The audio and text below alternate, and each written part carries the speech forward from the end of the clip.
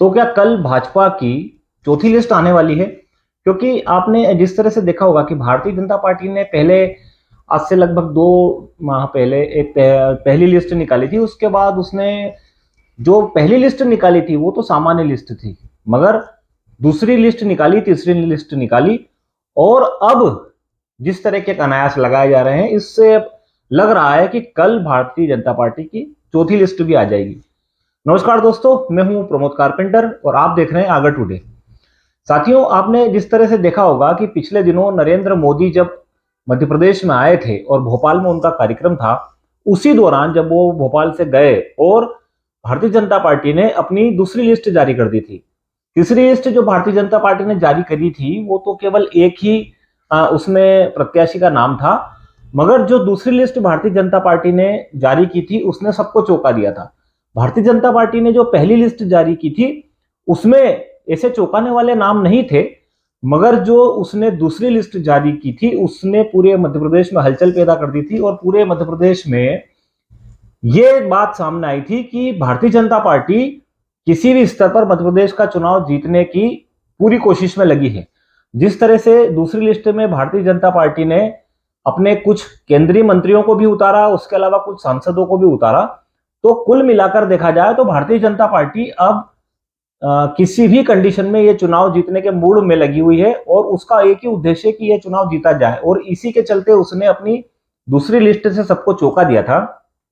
जिस तरह से मध्य प्रदेश में नरेंद्र मोदी आए थे और उसी दौरान दूसरी लिस्ट जारी हुई थी, तो इस तरह के अब कनायास लगाए जा रहे हैं, या कहें कि इस तरह की चर्चाएं जोरों पर है कि जब कल नरेंद्र मोदी वापस से मध्य प्रदेश में आ रहे हैं तो क्या मध्य प्रदेश में नरेंद्र मोदी के आने के बाद वापस से चौथी लिस्ट जारी हो सकती है। क्योंकि दोस्तों, आज नई दिल्ली में राजस्थान और छत्तीसगढ़ को लेकर भी सुबह से मीटिंग चल रही है और अभी शाम को 6 बजे मध्य प्रदेश को लेकर भी कुछ मीटिंग होना है।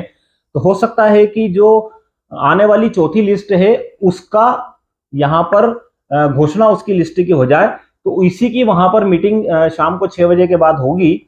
और उसके अलावा कल नरेंद्र मोदी आएंगे, उसके बाद शायद चौथी लिस्ट आ जाए। ये चौथी लिस्ट भी आपको कहीं ना कहीं आश्चर्य में डालेगी, चौंकाएगी, क्योंकि जिस तरह से भारतीय जनता पार्टी ने दूसरी लिस्ट जारी की थी उसने सबको चौंका दिया था, तो ये जो चौथी लिस्ट आएगी ये भी कहीं ना कहीं चौंकाएगी। इसमें एक बड़ा नाम गुना से भी आ सकता है। जिस तरह से आपने देखा होगा कि नरेंद्र मोदी जब भोपाल आए थे उस समय जो लोग मंच पे बैठे थे, जो केंद्रीय मंत्री बैठे थे या कुछ सांसद बैठे थे, उसमें अधिकांश लोगों के नाम इस लिस्ट में आ गए थे, मगर एक नाम उसमें छूट गया था और वो नाम है ज्योतिरादित्य सिंधिया। तो इस तरह के कनायास भी लगाए जा रहे हैं, या कहें कि सूत्रों से जो जानकारी मिली है उसके अनुसार अभी ऐसी अटकलें लगाई जा रही है कि हो सकता है चौथी लिस्ट में गुना से ज्योतिरादित्य सिंधिया का नाम भी आ जाए। ये एक संभावना है। हालांकि जो केंद्रीय समिति है या कहें कि भारतीय जनता पार्टी है वो कहीं ना कहीं एड़ी चोटी का जोर लगाने में लगी है चुनाव के लिए। हो सकता है कि वो ज्योतिरादित्य सिंधिया को भी टिकट दे दे और गुना अब जो लिस्ट आने वाली है ये सबको हैरान कर देगी कि अब जो लिस्ट आएगी उसमें क्या वापस से और भी कुछ मिनिस्टरों को या सांसदों को ये भारतीय जनता पार्टी टिकट देगी। क्या इसमें ये भी देखने वाली चीज आएगी कि जो ज्योतिरादित्य सिंधिया के साथ गए विधायक थे या कहें कि उनके साथ रहे मंत्री थे, उनके नाम आएंगे या नहीं आएंगे, अगर आते भी है तो कहां से आएंगे। अभी वर्तमान में जितने विधायक बचे हैं जहां की सीटों की घोषणा नहीं हुई है, वहां अगर हम देखें लोकल स्तर पर तो अभी काफी हलचल मची हुई है, क्योंकि वहां के जो प्रत्याशी के लिए जो दावेदार हैं, जिन लोगों ने भारतीय जनता पार्टी से टिकट लेने की कोशिशें की है, वो अभी पूरी तरह से कंफ्यूज हैं। उन्हें समझ नहीं आ रहा है कि उन्हें टिकट मिलेगा या नहीं मिलेगा, या फिर अगर मिलता है तो क्या कहीं और से मिलेगा। क्योंकि अभी मध्य प्रदेश में कई शिवराज सिंह चौहान के ऐसे मंत्री भी हैं जिनको टिकट नहीं मिला है। हो सकता है कि कुछ मंत्रियों के टिकट कट भी जाए, मंत्रियों के टिकट भी कट जाए। अभी जिस तरह से 2 दिन पहले एक सोशल मीडिया पर मैसेज वायरल हो रहा था, उसके अनुसार आगर मालवा की जो प्रभारी मंत्री हैं उनका बयान भी कहीं देखने को मिला था, जिसमें उन्होंने अपने स्वास्थ्य को लेकर कहा था कि अब वो चुनाव नहीं लड़ेंगी। इस तरह का सोशल मीडिया में आया था। हालांकि ये कितना प्रमाणित है इसकी कोई ठोस चीज सामने नहीं आई है, मगर हो सकता है कि शिवराज सिंह चौहान के भी कुछ मिनिस्टर जो उनके कैबिनेट में रहे हैं उनके भी पत्ते कट जाए, उनके भी टिकट ना मिले, या उनको हो सकता है कि उनकी जगह बदल दें। तो अब जो लिस्ट आएगी उस लिस्ट में काफी हैरानी लोगों को होगी। लोगों को लगेगा कि ये लिस्ट जो आई है इसमें इतना उलटफेर हुआ है, मतलब कहीं ना कहीं बीजेपी चौंकाएगी। और जिस तरह से गुजरात में भारतीय जनता पार्टी ने चुनाव लड़ा था, उसी तर्ज पर वो मध्य प्रदेश, राजस्थान, छत्तीसगढ़ में भी चुनाव लड़ने की पूरी तैयारी में है। और जिस तरह से जो लिस्ट निकाली है उससे भी यह लग रहा है।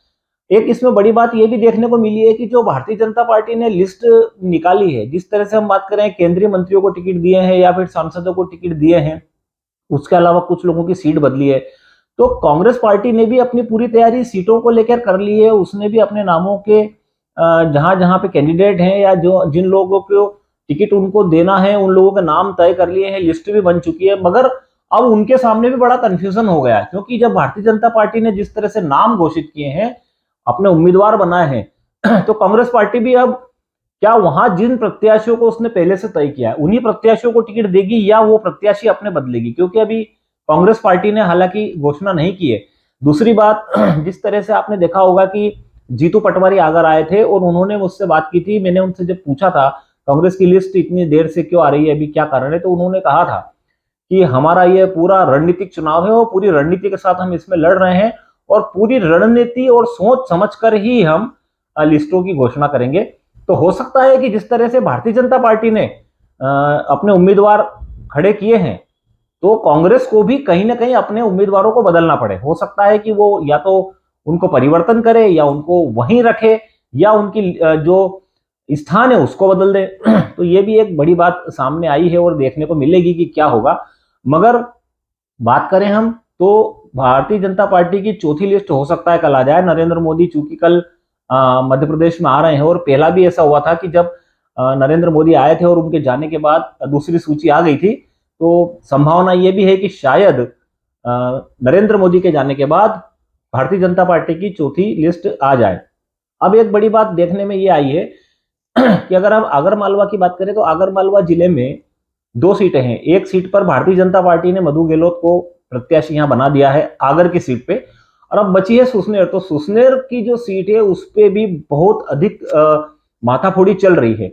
यानी स्पष्ट रूप से नहीं कहा जा सकता है कि सुसनेर से टिकट किसको मिलेगा। कुछ समय पहले तक हालात कुछ अलग तरह के दिखाई दे रहे थे, मगर जिस तरह से लिस्ट बीजेपी ने निकाली है, जिस तरह से 1, 2, 3 लिस्ट निकाली है, तीसरी लिस्ट तो हालांकि उसमें एक ही प्रत्याशी था, मगर जो दूसरी लिस्ट खासकर निकाली है उसने सबको चौंका दिया है। तो अब सुसनेर में भी किसको भारतीय जनता पार्टी अपना प्रत्याशी बनाती है, ये बहुत ही विचारणीय प्रश्न हो गया है, क्योंकि किसी भी सूरत में एक भी सीट पर भारतीय जनता पार्टी रिस्क लेने के मूड में दिखाई नहीं दे रही है।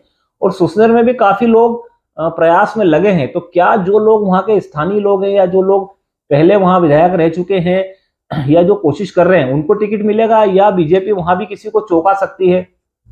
कई जगह आपने देखा होगा कि सांसदों को टिकट मिला है तो कई जगह पे मंत्रियों को मिला है। तो क्या सुसनेर में भी भारतीय जनता पार्टी किसी मंत्री को टिकट दे दे या किसी सांसद को टिकट दे दे, यानी अभी स्पष्ट रूप से यह समझना काफी मुश्किल है कि सुसनेर विधानसभा में भारतीय जनता पार्टी किसे अपना प्रत्याशी बनाएगी। और जिस तरह की उम्मीद लगाई जा रही है उससे लग रहा है कि जो चौथी लिस्ट भारतीय जनता पार्टी की आएगी उसमें सुसनेर का नाम आवश्यक रूप से आ सकता है। अगर हम आगर की बात करें या आगर के पास के शाजापुर जिले की बात करें तो वहां की भी अभी एक ही विधानसभा पे भाजपा ने प्रत्याशी घोषित किया है। तो हो सकता है वहां भी एक प्रत्याशी को और घोषित कर दे। जिस तरह से वहां इंदर सिंह परमार मंत्री रहे हैं तो उन्हें टिकट मिलता है या नहीं मिलता है, या स्थान बदल देते हैं या किसी दूसरे को देते हैं, उसी तरह से सुसनेर विधानसभा भी अभी बिल्कुल ऐसी कंडीशन में है कि जहां कल्पना करना मुश्किल है कि टिकट किससे मिलेगा।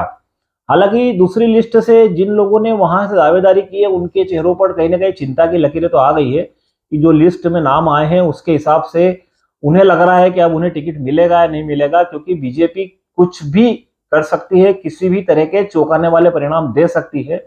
और चौथी लिस्ट में यह तय है कि मध्य प्रदेश में भारतीय जनता पार्टी निश्चित रूप से फिर से चौंकाएगी। साथियों, चुनाव की हर अपडेट देखने के लिए और सच्ची खबरें देखने के लिए यदि आपने अभी तक मेरे चैनल को सब्सक्राइब नहीं किया तो सब्सक्राइब करें, मुझसे जुड़ें और देखते रहें आगर टुडे।